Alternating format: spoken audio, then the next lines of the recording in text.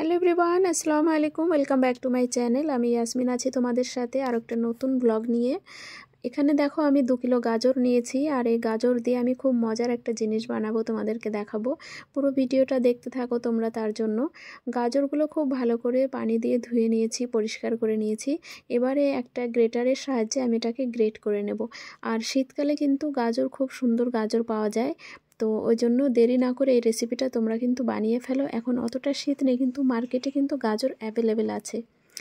তো এখানে আমি খুব ভালো করে এভাবে গ্রেট করে নেব। আর গ্রেটারটা এভাবে মানে ছোট হলে বেশ ভালো হয়, বড় গ্রেটারে করলে কি হয়, গাজরগুলো মোটা মোটা টুকরো হবে, আর যেটা কিনা এই রেসিপির জন্য একদমই পারফেক্ট হবে না। ঠিক আছে, তো শীতকালে অনেকে তোমরা অনেক রকম পিঠা বানিয়ে খাও, অনেক কিছু। তো গাজরের এই রেসিপিটা তোমরা কিন্তু অবশ্যই ট্রাই করবে। তো গাজরগুলো আমার গ্রেট করা হয়ে গেছে। এখানে একটা খুব বড় প্যান নিয়েছি, তার মধ্যে দিয়েছি হচ্ছে আমি ঘি। তো ঘিটা একটু মেল্ট হয়ে আসলে তার মধ্যে দিয়ে দিলাম হচ্ছে ড্রাই ফ্রুটস। এর মধ্যে আছে আমন্ড বাদাম, কাজু বাদাম আর হচ্ছে কিশমিশ। তোমরা এখানে পিস্তা বাদামও দিতে পারো। ঠিক আছে, তো ওটা আমার কাছে অ্যাভেলেবেল নেই, আমি দিলাম না। তো আমি সমস্ত ড্রাই ফ্রুটসগুলো ভেজে তুলে নিয়েছি। তার মধ্যে আমি যে ঘিয়ের মধ্যে দিয়ে দিলাম হচ্ছে গাজরগুলো। কারণ গাজরে কি হয়, এক্সেস ওয়াটার বের হয়। তো তার জন্য প্রথমে কি করতে হবে, ঘিতে খুব ভালো করে গাজরটা একটু নাড়াচাড়া করে নিতে হবে, যাতে করে গাজরের যে পানিটা সেটা পুরোটা শুকিয়ে যায়।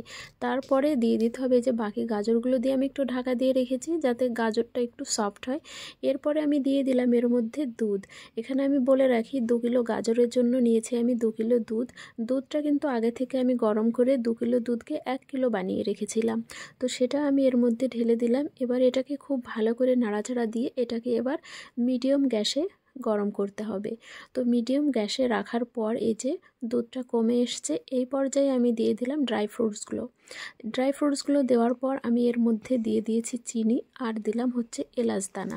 তো এলাচ দানা দিলে কি হয়, টেস্টটা খুব ভালো হয়, ফ্লেভারটা খুব সুন্দর আসে। এভাবে বেশ কিছুক্ষণ নাড়াচাড়া করতে হবে। দেন কি করতে হবে, গ্যাসের ফ্লেম একদম লো করে দিয়ে সেটাকে খুব ভালো করে শুকিয়ে নিতে হবে। কারণ অনেকে গাজরের এই জিনিসটা ভিজে ভিজে করে খায়, অনেকে আবার শুকনো পছন্দ করে। তো আমি হালুয়া টাইপের বানিয়েছি, এখানে আমি শুকনো করে বানিয়েছি। তো পাত্রে আমি তুলে রাখছি। আর আমি গাজর দিয়েই তোমাদেরকে দেখাবো পাটিসাপটা পিঠে কিভাবে বানাতে হয়। আর একটু বলে রাখি, এই পাটিসাপটা পিঠা আমি কিন্তু আজকে প্রথম বানাবো। তো আমি জানি না পিঠেগুলো কেমন হবে, তোমাদের পছন্দ হবে না। তারপরেও ট্রাই করতে থাকলে কোনো জিনিসই কিন্তু এরকম না যে তোমার আয়ত্তে আসবে না। ঠিক আছে, তো কিছুদিন আগে আমার আব্বা বেড়াতে এসেছিলো, তো এই যে আটা পাঠিয়েছে মা। তো চালের গুঁড়ো নিয়ে নিয়েছি এখানে আমি, আর তার মধ্যে দিয়েছি এক চামচ পরিমাণ, মানে বড় চামচ এটা, 1 চামচ পরিমাণ ময়দা দিয়েছি চালের গুঁড়োর সঙ্গে, আর 1 চামচ পরিমাণ দিয়েছি হচ্ছে সুজি। তো এই সবগুলোকে খুব ভালো করে মিশিয়ে নিয়ে তার মধ্যে দিয়ে দিলাম ঠান্ডা পানি। তো ঠান্ডা পানিটা দিয়ে খুব ভালো করে মিশিয়ে এটাকে একটা ব্যাটার তৈরি করে নিতে হবে। তো এখানে আমি পানি আর দুধ বরাবর দিয়েছি, মানে কিছুটা পানি কিছুটা দুধ দিয়েছি। 2-3 চামচ চিনি অ্যাড করেছি, ওর সঙ্গে একটুখানি লবণ দিয়ে খুব ভালো করে মিশিয়ে নিয়েছি। তো এখানে অনেকে চিনি পাউডার হিসেবে ব্যবহার করে থাকে, তো আমি এখানে পাউডার হিসেবে ব্যবহার করলাম না, এমনি চিনিটাই দিলাম, র চিনি যেটা। তারপরে একটা তাওয়ায় আমি একটু তেল দিয়েছি, একটু বলতে তেলটা একটু বেশিই হয়ে গেছে। আর এতে প্রথম পিঠাটা দিলাম। তো এই পিঠাটা না, প্রথম পিঠাটা আমার ভালো হয়নি, কারণ আমি এই যে প্রথম বানাচ্ছি এটা। তো প্রথম কোনো কিছু বানাতে গেলে একটু তো ভুল হবেই, আর ভুল থেকেই কিন্তু মানে সঠিকটার সন্ধান পাওয়া যায়। তো ভুল থেকে শিক্ষা নিতে হবে, ভুল থেকে কিন্তু পিছিয়ে আসলে হবে না। তো আমার এই পিঠাটা খুব একটা ভালো হয়নি, এটা মানে লেগে গেছিলো তাওয়াতে।